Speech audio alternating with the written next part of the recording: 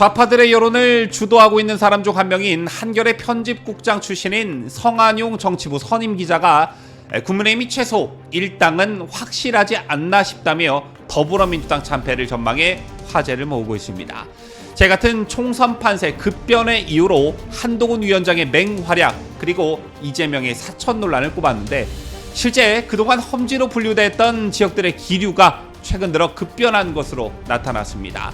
어제 한 위원장이 첫 방문지로 충남 천안을 선택한 것도 바로 이 때문인 것으로 알려졌는데, 제른바 험지 또는 격전지에 어떤 변화들이 나타나고 있는지 심층 분석합니다.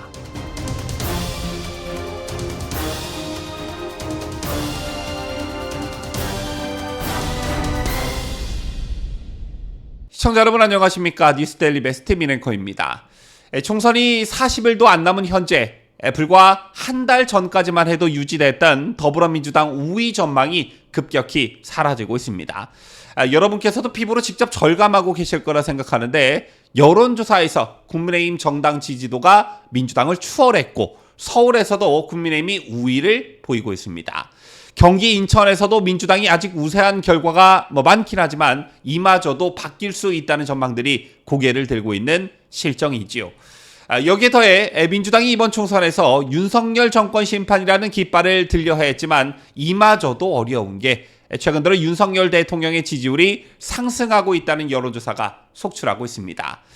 총선은 흔히 회고적인 성격을 갖는다고 하지요. 이는 정권 심판론과 중간평가론으로 이어지곤 하는데, 그러나 지금은 정권 심판론보다 야당 심판론이 우세해질 분위기로 흐르고 있습니다. 즉 윤석열 정부 심판론이 실종되고 있다, 이런 것인데요.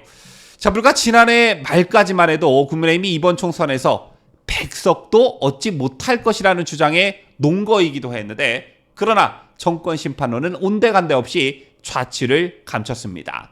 그렇다면 분위기가 이렇게 급반전할 수 있었던 이유는 무엇이었을까요? 그 이유와 원인은 딱 두 사람에게 찾을 수가 있겠는데, 예상하셨다시피 한동훈, 이재명 이 두 사람이 그 배경이 되었다, 그 원인을 제공하였다, 아마 이것을 부정하는 사람은 없을 것입니다.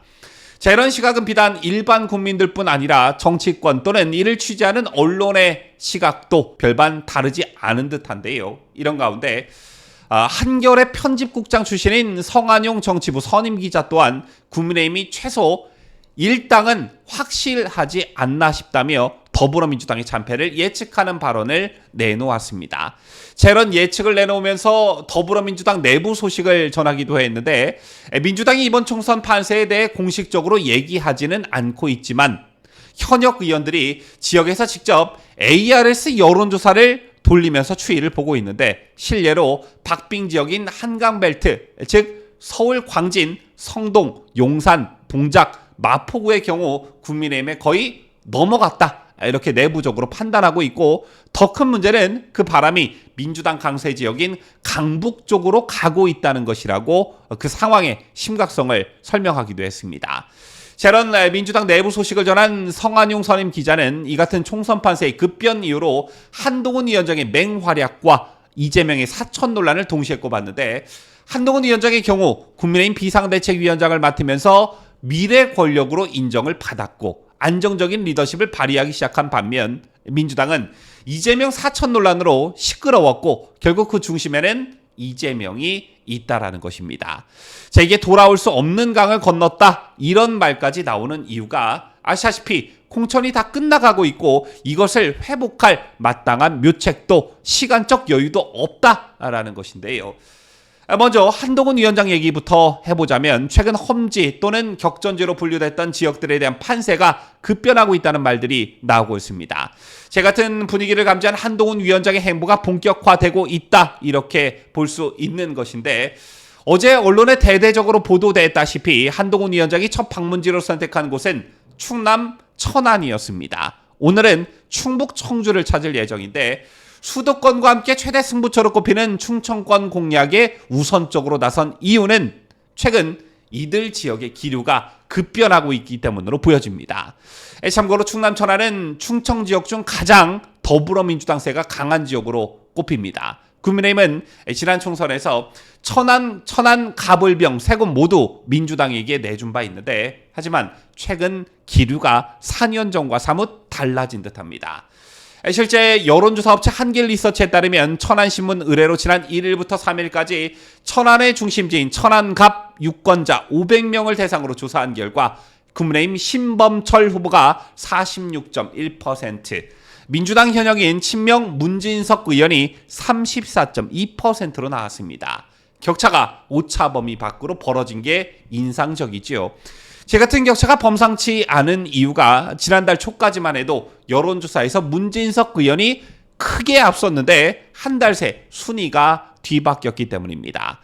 정당 지지율도 국민의힘 45.1%, 민주당 36.7%로 국민의힘이 오차 범위 밖에서 앞서고 있는 것으로 조사됐습니다. 천안갑의 경우 지난 2000년부터 20대 총선을 제외한다면 단 한 번도 국민의힘이 이기지 못했던 절대 험지였습니다. 그러나 이번에는 승기를 잡을 수 있다는 게 한 위원장 판단인 듯하고, 때문에 첫 방문지로 이곳을 택한 것이 아닌가, 이런 분석이 가능한 것이겠고요. 제 밖에 민주당 현역 이정문 의원과 아직 국민의힘 후보가 확정되지 않은 천안 병도, 최근 여론조사에서 당 지지율이 접전으로 나타나고 있기 때문에 국민의힘의 기대감을 한껏 키우는 그런 배경이 되고 있습니다. 그리고 이런 분위기가 또 감지되는 곳이 더 있죠. 다름 아닌 이재명이 출마한 인천 계양을인데, 엊그제 이재명과 원희룡 인천 계양을에서 3.6%포인트 차 접전 중이라는 여론조사가 나왔습니다.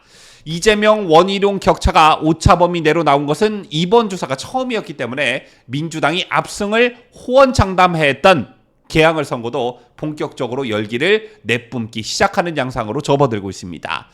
특히 이 여론조사에서 제가 주목한 것은 이 지역의 자유통일당 후보로 출마한 유동규 전 본부장의 지지율인데, 아직은 2%로 미미한 지지율을 기록하고는 있지만 앞으로 선거운동 기간 이재명 저격수로 역할을 톡톡히 할 것이라는 점, 그리고 낮은 지지율이라고 하더라도 이재명, 원희룡, 이재명의 선거 양상이 초접전 양상으로 흐를 경우 유동규의 낮은 지지율도 결정적인 역할을 할 수 있다라는 점입니다. 이 밖에 제가 주목한 여론조사 항목이 한 가지가 더 있는데, 이번 조사에서 시급히 해결해야 할 계양구을 현안으로 응답자 34.5%가 지하철 등 교통 인프라 개선을 꼽았고, 이어 주택 재개발 사업 활성화 21.8%, 계양 테크노밸리 성공적 개발 17.8%, 계양산 공원화 추진 7.6%, 경인 아라뱃길 친수공간 확대 5.9순으로 조사됐습니다. 그런데 이들 대부분이 정부 여당이 주도권을 쥐고 있는 토목 사업이라는 점에서 국토교통부 장관을 지낸 원희룡에 대한 기대감이 이재명보다는 더 있지 않겠느냐, 이런 점도 계양을 선거를 밝게 하는 부분이 아닌가 생각합니다. 다시 본론으로 돌아와 이 지역 또한 한동훈 위원장이 다녀간 이후에 여론의 기류가 급반전되기 시작했다라는 것인데요. 아마 기억하고 계신 분들 많으실 겁니다. 지난 2018년 지방선거를 불과 열흘 남겨두고 당시 홍준표 자유한국당 대표가 지원 유세 포기를 선언하는 일이 있었습니다. 지원 유세, 당대표가 지원 유세를 포기하는 그런 선언을 했다라는 것인데, 이게 한국 정치 역사상 처음 있는 일이었기 때문에 화제를 모았었는데, 그 이유는 자유한국당 광역단체장 후보들이 홍준표 대표의 지원 유세를 기피하는 이른바 홍준표 패싱 현상이 벌어졌고, 이에 홍 대표가 결국 백기를 든 것입니다. 홍준표 대표의 지원 유세가 오히려 표를 깎아먹는다는 후보들이 대표를 기피하는 초유의 일이 벌어진 것인데, 제가 왜 갑자기 지난 과거 일을 꺼내 들었느냐, 이번 총선에서 이와 유사한 일이 더불어민주당에서 벌어질 가능성이 있기 때문입니다.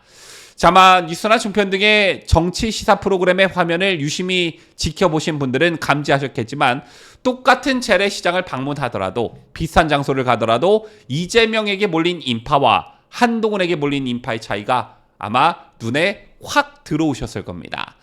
대충 보더라도 몇 배 차이가 나던데, 이러한 현상이 고착화되고 비교를 당하기 시작하면 가뜩이나 활동폭이 좁아지고 있는 이재명의 이번 총선에서의 활동 공간이 활동의 폭이 더욱 좁아지게 될 것이라는 겁니다.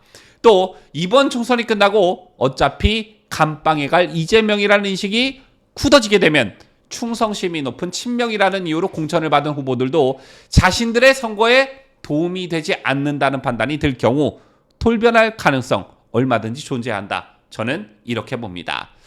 어쨌든 이재명 도대체 언제 감방 가냐면서 성화였던 우리 보수 우파 진영에서 이재명이 이렇게까지 우리 진영의 총선 승리에 효자 노릇을 할지 미처 예상을 하지 못했는데 앞으로도 이재명의 대활약 여러분과 함께 기원하면서 뉴스를 마칠까 합니다. 지금까지 저는 자유대한민국을 수호하는 뉴스데일리 베스트 민앵커였습니다.